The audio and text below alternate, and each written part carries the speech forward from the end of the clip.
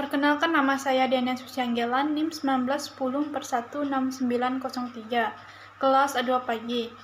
Mata kuliah Manajemen Operasi 2, dosen Adi Mursalin, SEMM. Di sini saya akan membacakan ringkasan dari video yang pertama, metode peramalan dalam perencanaan produksi. Peramalan dapat dibagi berdasarkan jangka waktu sejalan dengan kegunaannya. Karena derajat detail dan akurasi berkaitan dengan jangka waktu, maka tipe peramalan dibagi berdasarkan kegunaan, detail, dan jangka waktu. Selain itu, peramalan dapat dikategorikan dengan cara lain, ya. Pertama, berdasarkan pendapat subjektif orang-orang di lapangan penjualan dan pemasaran. Yang kedua, berdasarkan indeks aktivitas usaha. Yang ketiga, berdasarkan rata-rata data penjualan yang lalu. Yang keempat, berdasarkan analisis statistik data penjualan yang lalu. Yang kelima, berdasarkan kombinasi. Jenis peramalan dalam membuat keputusan dalam perusahaan industri, seorang manajer membutuhkan informasi dari berbagai sisi yang berbeda. Oleh karena itu, seseorang manajer perlu melakukan peramalan pada berbagai bidang penting, antara lain peramalan tentang perkembangan teknologi, peramalan tentang kondisi ekonomi, peramalan permintaan, dan sebagainya. Pada perencanaan dan pengendalian produksi atau VPC, bidang peramalan yang difokuskan adalah peramalan pemerintah. Peramalan pemerintah merupakan peramalan tingkat permintaan produk-produk yang diharapkan akan terrealisasikan untuk jangka waktu tertentu pada masa yang akan datang. Metode peramalan secara umum, peramalan diklasifikasikan menjadi dua macam, yaitu yang pertama, peramalan yang bersifat subjektif. Yang kedua, peramalan yang bersifat objektif. Perbedaan antara kedua macam peramalan ini didasarkan pada cara mendapatkan nilai peramalan. Peramalan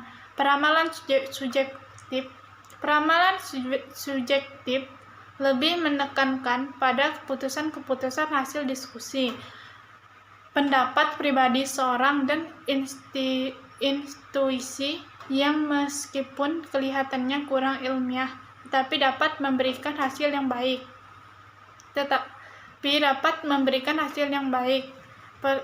Peramalan subjektif ini akan diwakili oleh metode Delphi dan metode penelitian pasar. Peramalan objektif merupakan prosedur peramalan yang mengikuti aturan-aturan matematis dan statistik dalam menunjukkan hubungan antara permintaan dengan satu atau lebih variabel yang mempengaruhinya.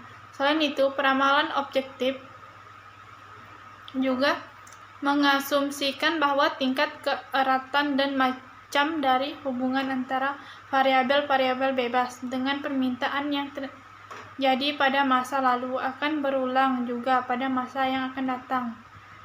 Video yang kedua, metode peramalan dalam produksi massal. Peramalan adalah proses untuk memperkirakan berapa kebutuhan di masa datang, meliputi kuantitas, waktu, dan lokasi yang dibutuhkan. Klasifikasi peramalan. Yang pertama, peramalan jangka panjang 2-10 tahun. Yang kedua, peramalan jangka menengah 1-24. Yang C, peramalan jangka pendek 1-5. Tujuan peramalan: A. Menentukan kebutuhan pabrik.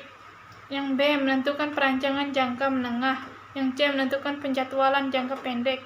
Metode peramalan perencanaan produksi. Peramalan subjektif. Metode Delphi. Metode penelitian pasar. Karakteristik peramalan yang baik: akurasi, biaya, kemudahan. Peramalan objektif. Metode instinsif. Metode intrinsik. Analisis deret waktu. Analisa deret waktu merupakan satu metode yang sangat tepat untuk meramalkan pola permintaan pasar.